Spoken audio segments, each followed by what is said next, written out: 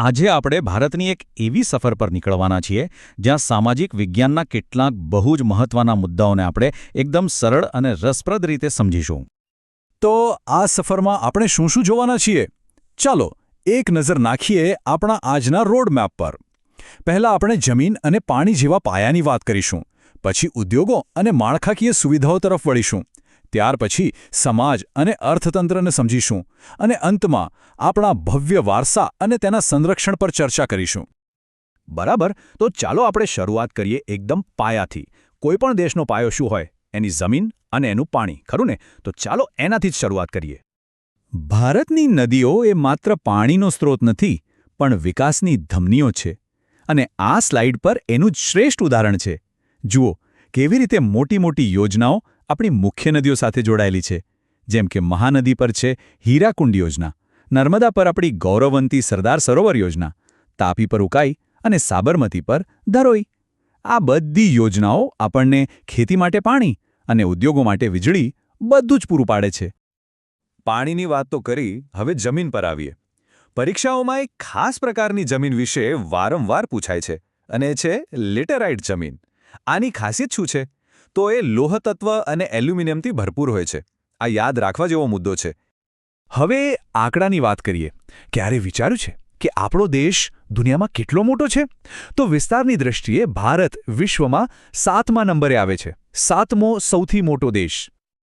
ચાલો ભૂગોળના બીજા 3 ફટાફટ પણ ખૂબ જ અગત્યના મુદ્દાઓ પર નજર કરીએ. પહેલું, નર્મદા નદી, જેને આપણે ગુજરાતની જીવાદોરી કહીએ છીએ. બીજું, કર્કવૃત, જે બરાબર ભારતની વચ્ચેથી પસાર થઈને દેશને 2 ભાગમાં વહેંચે છે. અને ત્રીજું, તરબૂચ. હા, તરબૂચ એ ઉનાળુ પાકનું એટલે કે જાયદ પાકનું એકદમ પરફેક્ટ ઉદાહરણ છે.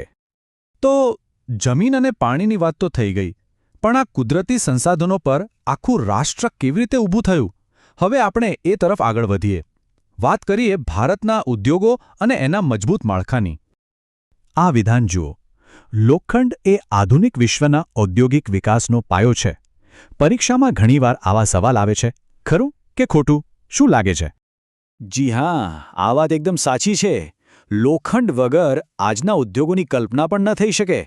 એ ખરેખર તો આપણા ઔદ્યોગિક વિકાસની કરોડરજ્જુ છે. લોખંડના ઉદ્યોગથી આપણે શરૂઆત કરી, પણ આજનો યુગ તો ટેકનોલોજીનો છે, બરાબર? જેમ અમેરિકામાં સિલિકોન વેલી છે, એમ ભારતમાં કઈ જગ્યા છે જે આ નામથી ઓળખાય છે? એ છે બેંગલુરુ, આપણું પોતાનું સિલિકોન વેલી. હવે ઉદ્યોગો વિકસાવવા હોય તો માલ સામાનની હેરફેર માટે સારું પરિવહન તો જોઈએ જ. અને ભારતના ઇતિહાસમાં આ દિશામાં એક ક્રાંતિકારી પગલું લેવાયું હતું 1853માં. એ વર્ષે મુંબઈ અને થાણે વચ્ચે દેશની પહેલી ટ્રેન દોડી હતી.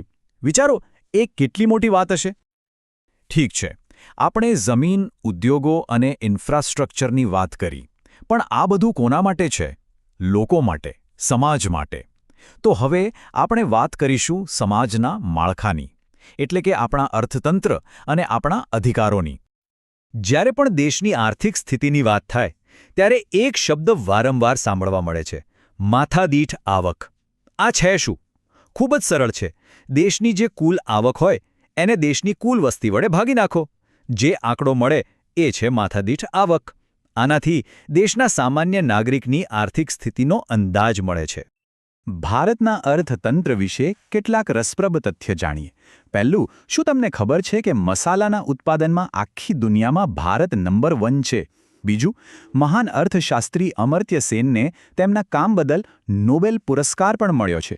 અને ત્રીજી વાત, ગરીબીને આપણે ફક્ત આંકડામાં નથી માપતા, એને એક ગુણાત્મક ખ્યાલ તરીકે જોવામાં આવે છે. દેશનો વિકાસ માત્ર આર્થિક નથી હોતો, સામાજિક પણ હોય છે.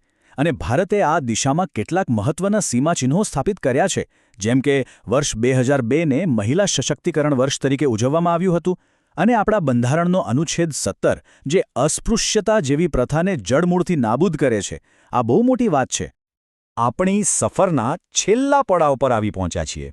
અહીં આપણે વાત કરીશું ભારતના ગૌરવશાળી વારસાની અને એ વારસાને ભવિષ્ય માટે સાચવી રાખવાના આપણા પ્રયાસોની, એટલે કે સંસ્કૃતિ અને સંરક્ષણ.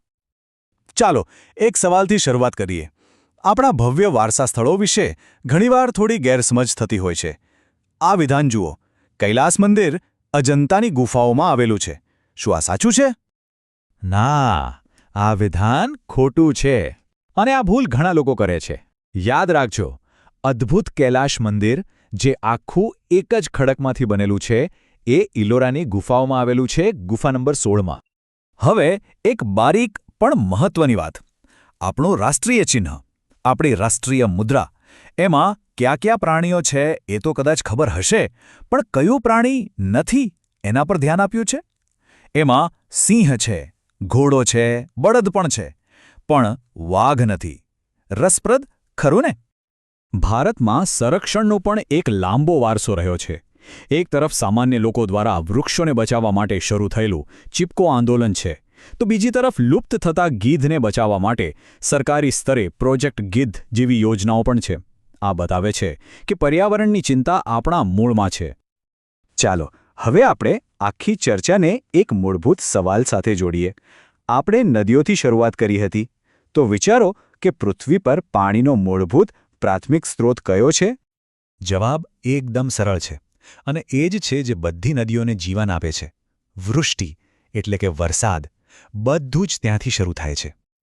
તો આ આપણને એક અંતિમ વિચાર તરફ દોરી જાય છે. જો આખી જીવસૃષ્ટિનો આધાર વરસાદ જેવો એક જ સ્ત્રોત હોય, તો પછી આપણા વારસાનું રક્ષણ અને આપણા પર્યાવરણનું રક્ષણ, શું આ બે અલગ અલગ વાતો છે? કે પછી એક પ્રાચીન મંદિરને સાચવવું અને એક નદીને સ્વચ્છ રાખવી એ એક જ જવાબદારીના બે અલગ અલગ પાસા છે? વિચારવા જેવો પ્રશ્ન છે.